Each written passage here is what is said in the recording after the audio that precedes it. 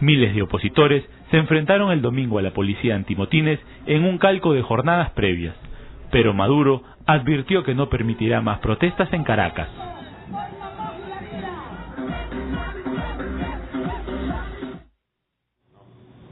Bueno, mañana va a ser un día importante por esta marcha que ha anunciado Leopoldo López, donde se va a entregar acompañado de sus seguidores. Volviendo a lo que hablamos hace unos momentos, Farid, ¿cuánto pueden hacer los gobiernos de la región por, no sé si intervenir en la palabra, pero por apoyar la democracia en Venezuela? O sea, hay reclamos por una posición más enérgica de los gobiernos de América Latina con respecto al régimen de Maduro. ¿Qué se podría hacer desde fuera? Bueno, aplicar la Carta Democrática Interamericana, en el caso de la OEA, aplicar el protocolo de Ushuaia, que es un poco el equivalente a la Carta Democrática Interamericana dentro del Mercosur.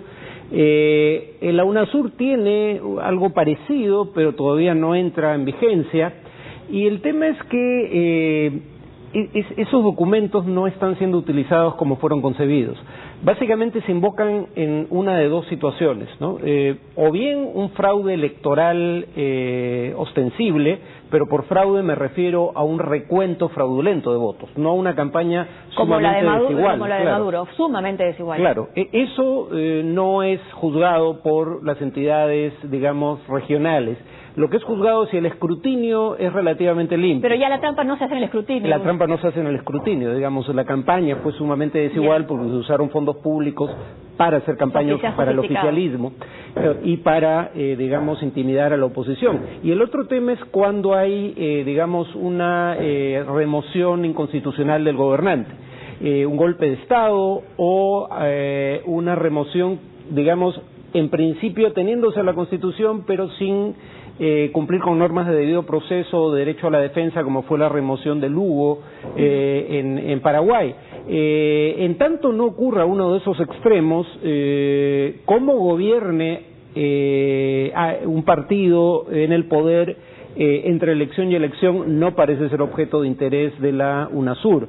Quien interviene en alguna medida son la Relatoría de Derechos Humanos de la OEA o la Comisión Interamericana de Derechos Humanos, pero ninguna de estas dos entidades tiene la capacidad de tomar decisiones que sean de cumplimiento obligatorio para los estados. Claro, lo que pasa es que cuando se ve la violencia en las calles y se ve las muertes, toda reacción de esa naturaleza parece tibia, ¿no? Y hace recordar también un poco lo que fueron los últimos meses de Alberto Fujimori, que también se pedía una actitud más enérgica y eso tampoco se dio. Bueno, habría que recordar que en el caso del tramo final del gobierno de Fujimori, quienes tenían una actitud más clara en contra de lo que se hizo, de lo que se consideró una elección que no cumplía con los estándares internacionales para ser considerada también por la desigualdad de oportunidades en la campaña. Claro, fueron Estados Unidos, Canadá y Costa Rica. Los países de Sudamérica más bien apoyaron la continuidad del proceso, como están haciendo ahora en el caso de Venezuela. Incluido el gobierno chavista. Sí, claro. En el caso de estas protestas que han irrumpido en esta situación ya tensa venezolana, ¿qué futuro pueden tener para mejorar la democracia venezolana y que finalmente se sienta que no hay este autoritarismo por el cual están marchando estos jóvenes? A ver, yo coincidiendo con quienes creen que en Venezuela ya no hay democracia representativa, cuando menos, que es la que establecen como sistema a defender la Carta Democrática Interamericana y el protocolo de Ushuaia. Y difícil hablar de libertad de expresión también. Sí, yo creo que ya califica honestamente como un régimen autoritario, pero dicho esto, yo creo sin embargo que un sector de la oposición que encabezan Leopoldo López y María Corina Machado está equivocando la estrategia, ¿no? Entre otras razones porque lo que dicen no es del todo coherente. Dicen que quieren la salida del gobierno, pero que quieren que se dé dentro de los cauces constitucionales. Bueno, si Maduro no quiere renunciar, no tienen forma de obligarlo a salir del gobierno, sino esperando, ya habiéndose producido la elección presidencial, sino esperando a que se cumpla la mitad del mandato y entonces convocando un referéndum revocatorio, cosa que hicieron en algún momento con Chávez y que perdieron. Pero de aquí a 3 años aproximadamente no tienen ningún mecanismo para promover la salida constitucional del gobernante, por ende el gobierno alega que quieren, igual que el año 2002, propiciar un golpe de Estado. A lo que Capriles ha dicho, los civiles no damos golpes de Estado. Claro, lo que dice Capriles es, bueno, los golpes de Estado El año 2002 tú todavía podías alegar que había militares que estaban encumbrados en altos cargos, digamos, desde el gobierno anterior. Pero hoy en día todos los altos mandos militares han sido nombrados bajo el régimen actual. Si hay un golpe de Estado, quiere decir que parte de ese alto mando está empezando a abandonar al presidente Maduro. Y entonces son militares nombrados por Maduro los que estarían planeando un golpe de Estado. Ahora, volviendo al tema de los gobiernos vecinos, ¿cuánto hay en su actitud el tema de la no intervención y cuánto hay también de intereses económicos tratándose de Venezuela como productor de petróleo?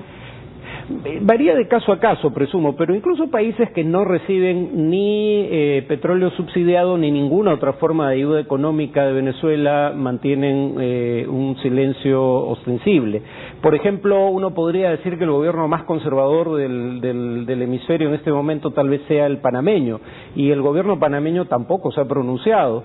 El único gobierno que ha tenido un pronunciamiento que tiene un atisbo de crítica pero muy tenue es el de Chile, pero habría que recordar que a Piñera le queda menos de un mes en el gobierno. ¿Y el ahora critica la CELAC, organismo que él presidió y estuvo en la cumbre de Cuba, ¿no? Entonces es fácil, digamos, decir estas cosas cuando estás a menos de un mes de dejar el gobierno, pero no dijiste virtualmente nada en 4 años. ¿Y el texto peruano, cuál ha sido tu opinión? Digamos, Perú decidió no tomar posición, pero al menos dar a conocer o sea, no tomar partido ni por el gobierno ni por la oposición. Claro, el Mercosur básicamente ha salido a defender a Maduro, ¿no? Aliados, de una ¿no? manera francamente lamentable, en mi opinión, porque habla de que se está poniendo en riesgo la estabilidad democrática y el Estado de Derecho, sin discutir si tales cosas existen en Venezuela, ¿no? Eso en Venezuela, o sea, puede haber, digamos, democracia en un contexto en el cual ya no hay ningún canal de televisión ni de señal abierta ni de cable opositor, y donde los diarios no consiguen papel para editarse. Y además se justifica el que no se transmita un canal de televisión como una decisión de Estado. Y que saquen canales extranjeros de la parrilla de los servidores de cable por simplemente cubrir las marchas. Claro, ¿no? claro. Y además de esa manera, acá era de una manera, digamos, subrepticia, ¿no? Aparecía el Chavo del Ocho cuando había marchas en las calles y no se entendía bien por qué. Porque allá sí Maduro dice, bueno, lo decidí yo, ¿no? Sí.